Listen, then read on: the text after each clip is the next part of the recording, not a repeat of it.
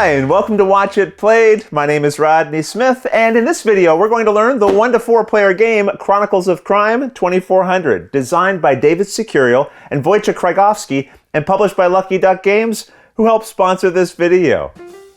Here it's the year 2400, and crime is no longer happening just on the streets, but in cyberspace as well. Thankfully, you're a detective equipped for this future world with cybernetic enhancements and a robot companion, which is good because you're going to need all the help you can get. Chronicles of Crime is a series of games, and this 2400 edition is a completely standalone experience. Everything you need to play is right here. If you'd like to learn the full rules, we have those for both the original Chronicles of Crime and 1400, which was the first in this collection of 3 standalone games known as the Millennium Series. If you want to fully learn how to play 2400, first watch the video we have for 1400, which I'll link in the description below. And then come back here and we'll go over the new things you can expect to find in this box, starting with a quick tour of the components. First up, you'll have your new evidence board along with a deck of character, special item, and evidence category cards. You also have a stack of locations and begin with the home location in play and your Cyber Raven nearby, which will be your companion throughout most of the game. You also have an implant board and 4 cyber implant cards you keep face down beside it. With the game set up, you're ready to play. And this box comes with 4 full scenarios plus a tutorial scenario, which is a great place to start if it's your first time playing, and you'll find all of those in the free app. Now, as mentioned, this video is not going to be a full tutorial. We have other videos that cover how to play Chronicles of Crime, but let's take a look at some of the unique features you'll find in this version.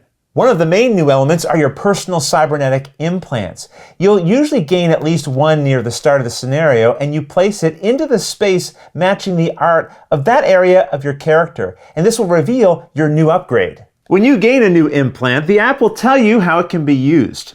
Usually you'll be able to scan it, and then scan something else you can interact with, like a character. And each time you use an implant, it will cost you energy. What percentage of energy you have remaining is shown in the app here, near the current time. And after you run out of energy, you won't be able to use your implants further until you recharge. If you visit your home location, you'll find an option to recharge to 100%, and this will use up 1 hour of in-game time. Your Raven is another handy tool you'll have in this game. To use the Raven, you first scan it, and then scan any character, special item, or evidence category card to have the Raven analyze data or search the web for information on the item that you're curious about.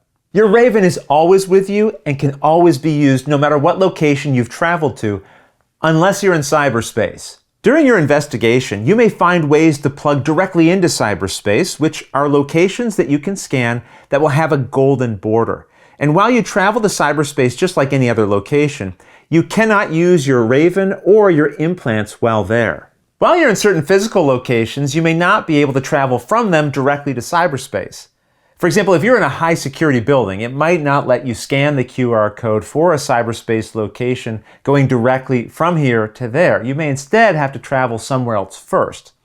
When you do enter cyberspace, unlike traveling to regular locations, it doesn't cost you time, but it does cost you energy.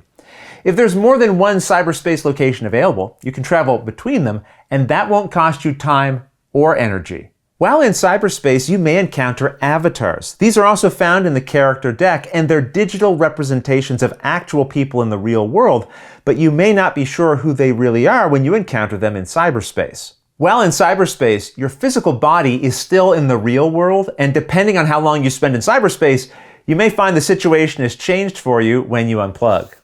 Speaking of which, if you ever want to exit cyberspace and return your consciousness to your physical location, you just need to tap the Exit Cyberspace option within the app. Now, I had mentioned that there are 4 scenarios in the game, and some of them are linked, building on each other to form a mini campaign. And you can certainly play each of them as single games, but you might find that you enjoy playing all the scenarios that make up a campaign with the same group of people. Otherwise, that's everything you need to know to dive into Chronicles of Crime 2400. If you have any questions at all about anything you saw here, feel free to put them in the comments below, and I'll gladly answer them as soon as I get a chance. You'll also find forums for discussion, pictures, other videos, and lots more over on the games page at Board Game Geek, and I'll put a link to that in the description below. And if you found this video helpful, please consider giving it a like, subscribing, and clicking that little bell icon so you get a notification anytime we post a new video. And if you'd like to support us directly, you can join our Patreon team, which I'll have linked below. But until next time, thanks for watching.